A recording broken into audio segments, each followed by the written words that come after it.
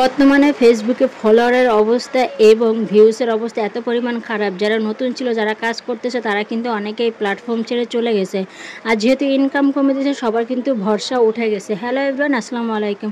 চলে আসলাম নতুন একটা ভিডিও নিয়ে। আলহামদুলিল্লাহ আমি ভালো আছি। আপনারা কেমন আছেন অবশ্যই জানাতে ভুলবেন না। দেখতে দেখতে ঈদের পঞ্চম দিন পার হয়ে গেল। তো বাসায় যেহেতু কোথাও আমরা কেউ বেরো হয় না, বেড়াতে যাই না, শুধু ঢাকার ভিতরে আশেপাশে ছিলাম। তো আপনাদের ভাইয়া এসে বললো চলো সবাইকে একটু ঘুরিয়ে নিয়ে এসে কোথায় যাই। তো রাস্তায় যখন আমরা বের হয়েছি, কোথায় যাবে, কোন দিকে যাবে, কোনো দিশেহারা পাচ্ছে না। মানে এ বলে একদিকে, সে বলে একদিকে, মানে জায়গা কোনো গন্তব্যস্থান ঠিক হয় না যে কোথায় যাবে। অবশেষে কোথায় যে গেলাম জানতে হলে পুরো ভিডিওটা দেখতে হবে। আর হ্যাঁ, যারা ফেসবুকে নতুন কাজ করতেছেন তারা কিন্তু অনেক হতাশ হয়ে যাচ্ছেন। ফেসবুকে কিন্তু এখন বর্তমান ভিউসও অনেক কম, আর ফলোয়ার তো বাড়তেছে না বললেই চলে। আমার তো ঈদ থেকে আর এই 5 দিনে মানে আমার 2টা ফলোয়ার হয়েছে।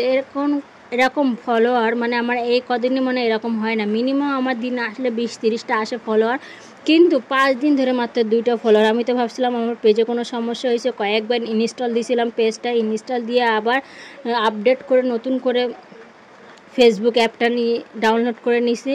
তো তারপরে দেখলাম না ফেসবুকে আপডেট না, এটা হচ্ছে ফেসবুক কোনো রকম সমস্যা হচ্ছে, যার কারণে। তো আমরা দেখতে দেখতে কিন্তু উত্তরা দিয়াবাড়িতে চলে এসেছি। দিয়াবাড়িতে এখানে অনেক জায়গায় মেলা ছিল, আর বাচ্চাও তো জানেন মেলা দেখলেই কিন্তু উঠতে চায়। তো এখানে আমার একটা মেয়ে কিন্তু উঠে গেছিলো, নাগরদোলা ওঠার জন্য অনেক ইয়ে করতেছিল।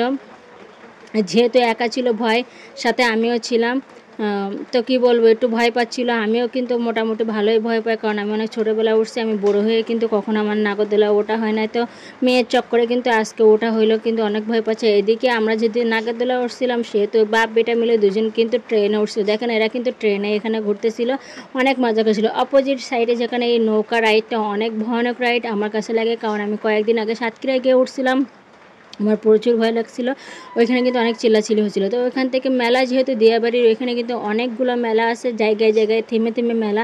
তো আসার পথে বাবু দেখে বলছিল মা আমি এই লাল বালিশ নিব একটা। তো ও জেদ করার কারণে কিন্তু এটা লাল বালিশ নিয়ে নিল। তো যেহেতু ঘোরাঘুরি শেষ করে খাওয়ার পালায় এসে চলে এসেছিলো, তো এখানে দেখলাম তাজা তাজা মাছ, মানে সদ্য যার যেটা পছন্দ হচ্ছে সেটা নিয়ে কিন্তু সে বারবিকিউ করে খাইতেছে। কিন্তু একটা নতুন দেখলাম যে রুটি দিয়ে মাছ, আমি এটা কখনোই দেখি না, কিন্তু এখানে এসে দেখলাম রুটি দিয়েও মানুষ মাছ খাইতেছে। তো এখানে অনেক কিছুই ছিল। তো সবার আম্মা ছিল, যেহেতু সাথে আম্মা দেখাচ্ছিলাম। এখানে অক্টোপাস এগুলো খায়। আম্মা বলে কি এগুলো কি খায়? আমি বললাম হ্যাঁ এগুলো খায়।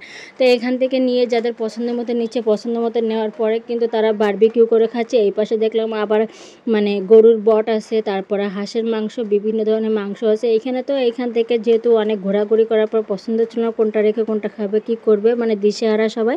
তো এখান থেকে কিছু রেসিপি, বট, তারপর হাঁসের মাংস, তারপর ভোনা ছিল, বট ভাজা ছিল, এগুলো কিছু নিয়ে সবাই একটু খেয়ে দিয়ে ওখান থেকে কোক টোক খেয়ে কিন্তু চলে আসলাম।